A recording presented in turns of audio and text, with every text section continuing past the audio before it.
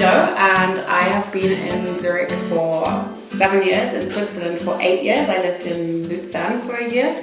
I am from the UK originally, and I first moved here for a job 8 years ago, and I am still here and still very much enjoying being here. Is there something you're passionate about? Traveling. For that, Zurich is definitely a great base with the great airport and its position in Europe. You can hop on a train and then in 2 hours you get out the other end and everyone's speaking a different language, and you can either still be in Switzerland or you can be in another country entirely. So that's definitely something I'm very passionate about. Languages also. That again, being in Switzerland is a great place to be if you like languages.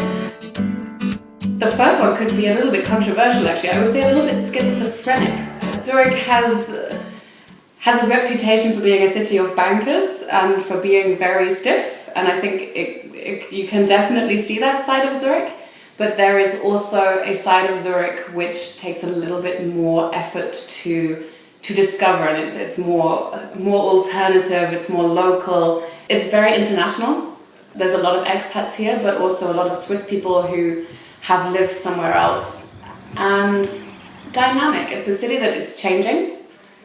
In the years that I've lived here, or even if you go away for a month and you come back, there are new buildings popping up, there are new companies, there are new restaurants. Zurich is, I think, still Switzerland's largest city, but it's still not a huge place. It's got everything you want in a city, but it's not overwhelming in a way that perhaps London might be for people who don't come from a city of that size.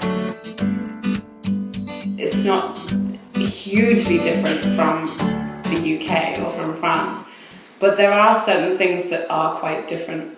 But I wouldn't go as far as saying I had culture shock. I think it took a while to learn the ins and outs, and for example going through the process of registering here when you arrive, those kind of things came as a shock. It's very sort of bureaucratic, more than France actually in my experience. How long did it take you to adjust?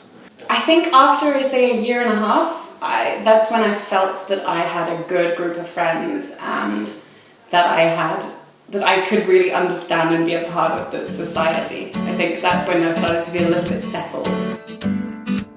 I love that it's a green city, there's lots of open space. I love in the summer jumping in the Limmat, in the river, going there after work for a swim, for a beer, for a burger with friends.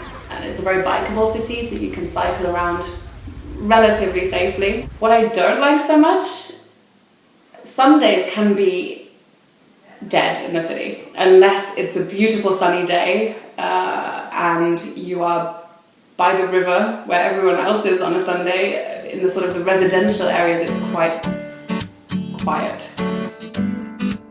What I miss about England is a really good country pub.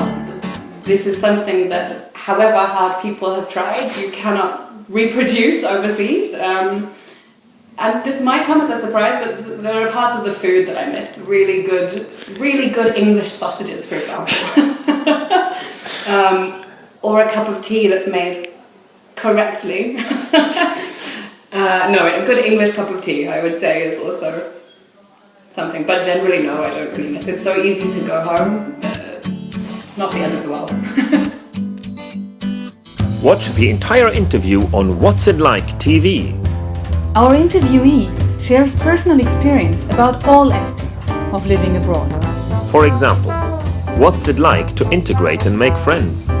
What's it like at work and in business? What's it like to live in the city?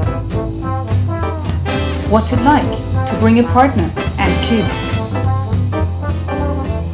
We have prepared for you hundreds of candid real-life accounts of expatriates who are actually there.